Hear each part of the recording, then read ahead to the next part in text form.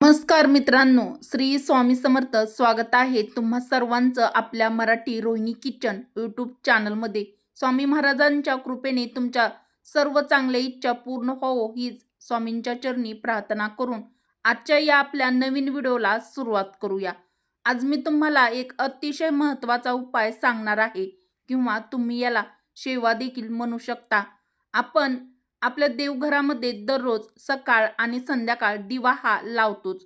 तर हा रोज दिवा लावताना त्या दिव्यामध्ये आपल्याला एक वस्तू ही टाकायची आहे. ही वस्तू टाकल्यामुळे फक्त एक दिवसामध्ये आपली कठीणातील कठीण इच्छा ही पूर्ण होईल आणि घरातील सर्व दुःख, दारिद्र्य, अडचणी, दोष सर्व काही दूर होईल. 7 पिढ्याचं दारिद्र्य जे आहे ते दूर होईल. घराची अगदी भरभरून प्रगती होईल.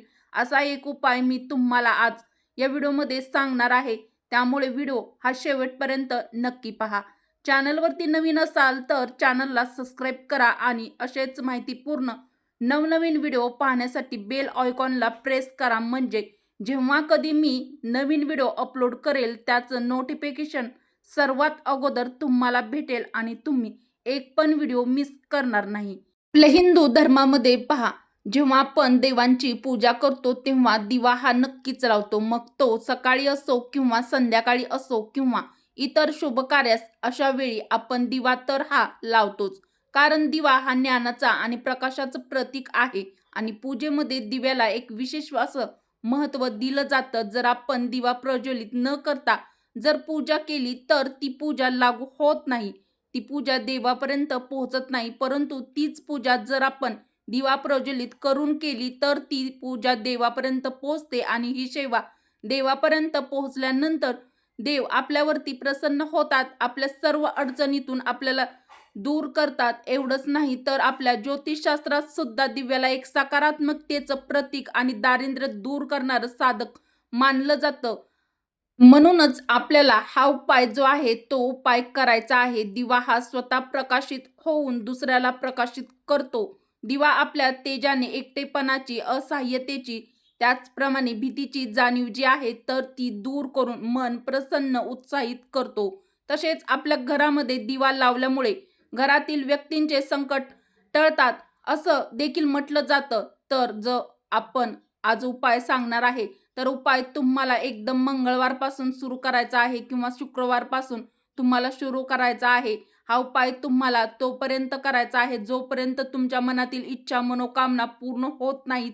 तोपर्यंत हा उपाय तुम्हाला कंटिन्यू करायचा आहे. यामध्ये तुम्हाला अडचण आली, सूतक काल, अशा वेळी तुम्ही ते दिवस सोडून द्यायचे आहेत आणि यानंतर तुम्हाला तो उपाय तुम्हाला चालू करायचा आहे.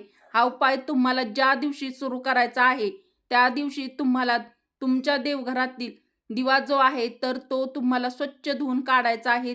तुमच्या देवघरामध्ये जाऊन लावतात त्याच दिव्यामध्ये तुम्हाला ही एक वस्तू टाकायच्या आहेत. त्यामुळे मी सांगितल्याप्रमाणे मंगळवारी किंवा शुक्रवारी तुम्हाला हा उपाय करायला सुरुवात करायची आहे. या दिवशी दिवा हा तुम्हाला स्वच्छ धुवून काढायचा आहे. दिव्यामधील वात जी आहे तर ती तुम्हाला बदलायची आहे.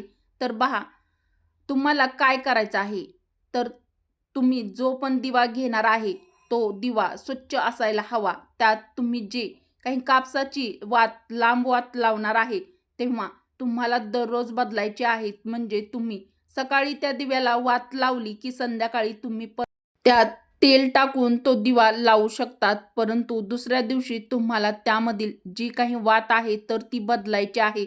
कारण पहा, जेव्हा आपण ताटामध्ये जेवतो, सकाळी जेवल्यानंतर ना आपण संध्याकाळी त्याच ताटात जेवतो का? नाही. आपण ताट स्वच्छ धुवून काढतो आणि त्यानंतर ते ताट आपण वापरायला घेतो. अगदी आपण देवांसाठी सुद्धा जे पण भांडे वापरतो, ते पण दिवे वापरतो, तो सुद्धा नेहमी स्वच्छ असायला हवा. त्यामध्ये जी वात लावणार आहे म्हणूनच ती वात आपल्याला दररोज बदलायची आहे. तर पहा, तुम्हाला दिव्यामध्ये अशी कोणती वस्तू टाकायची आहे तर तुम्हाला दिव्यामध्ये एक लवंग, एक वेलची आणि एक अखंड तांदूळ असतो तर तुम्हाला टाकायचा आहे. तर हा टाकायचा कधी? तर दर शुक्रवारी तुम्हाला समजा तुम्ही हा उपाय शुक्रवारी करणार आहे, सकाळी उठणार आहे, स्नान करणार आहे व दिवा स्वच्छ धुवून घेणार आहे. त्यामध्ये लांब एक कापसाची वात लावायची आहे. तुमच्याकडे शुद्ध गाईचं तूप असेल तर आवर्जून तुम्ही तूप सुद्धा टाका ना, कारण तुपाचे दिवे लावल्यामुळे देवता हे लवकरच प्रसन्न होतात. आपल्या घरातील सर्व अडचणी ज्या आहेत तर त्या दूर होतात. घरामध्ये सुख, शांती, समृद्धी नांदते आणि म्हणून जर तुम्हाला शक्य असेल तर आवर्जून त्यामध्ये तुम्ही तूप घाला. पण आता ताई, आमच्याकडे खायला तूप नाहीये, दिव्यात कुठून टाकणार? काही हरकत नाही. तुम्ही जे पण वापरतात ते तेल तुम्ही वापरलं तरी सुद्धा चालेल. असं काही नाही की तुम्ही तूपच टाका, किंवा तेल तुम्ही वापरलं तरी सुद्धा चालेल. असं काही नाही की तूपच टाकायला हवं, तेल सुद्धा टाकलं तरी चालेल.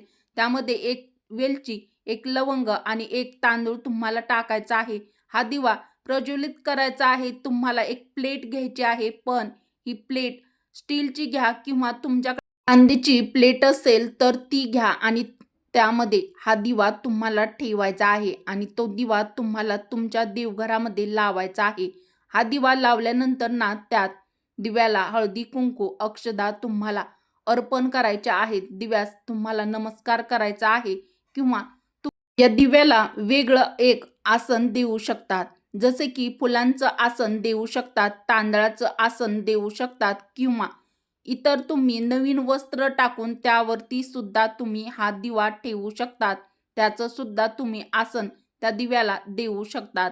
परंतु आपल्याला हा उपाय कंटिन्यू करायचा आहे जोपर्यंत आपली इच्छा पूर्ण होत नाही तोपर्यंत. त्यामुळे आपल्याला नेहमीच हे फुलांचं आसन देणं वगैरे शक्य नसेल तर तुम्ही एक साधी प्लेट ठेवा आणि त्या प्लेटमध्ये हा दिवा ठेवला तरी सुद्धा चालेल. आता सकाळी आपण दिव्यामध्ये या 3 वस्तू टाकणार आहे. संध्याकाळी त्याच दिव्यामध्ये आपल्याला तेल घालायचं आहे आणि त्या वस्तू तशाच ठेवायच्या आहेत आणि हा दिवा तुम्हाला प्रज्वलित करायचा आहे. पुन्हा संध्याकाळी सुद्धा देवाला हळदी कुंकू लावायचं आहे, अक्षदा अर्पण करायच्या आहेत आणि दिव्याचं तुम्हाला दर्शन करायचं आहे. दिव्याला हळदी कुंकू वगैरे लावून झाल्यानंतर तुम्हाला माता लक्ष्मीचं नामस्मरण करायचं आहे.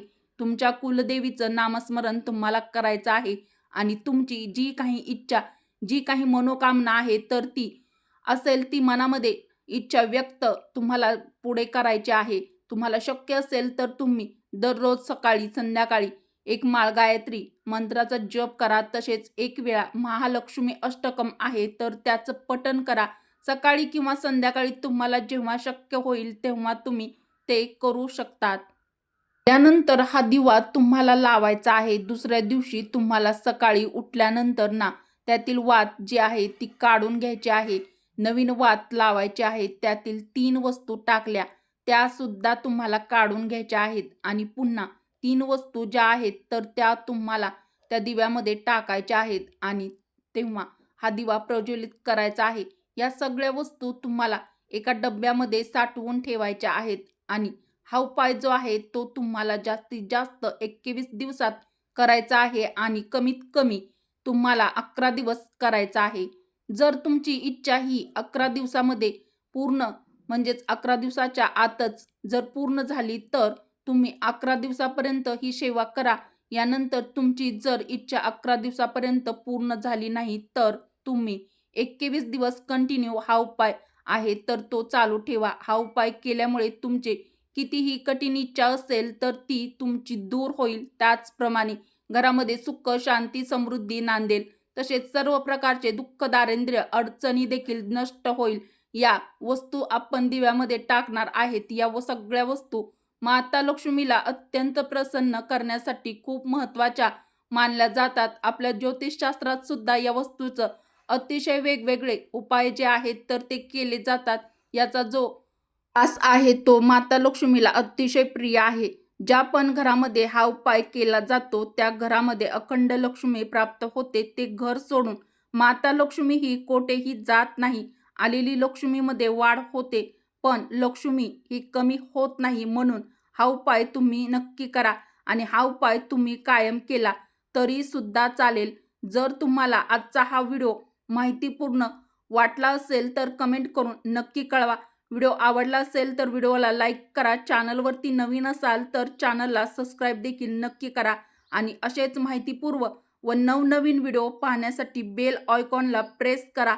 चला तर मग भेटू अशाच पुढल्या एखाद्या नवीन व्हिडिओमध्ये. व्हिडिओ शेवटपर्यंत पाहिल्याबद्दल तुमचे मनापासून धन्यवाद. श्री स्वामी समर्थ. जय श्रीकृष्ण.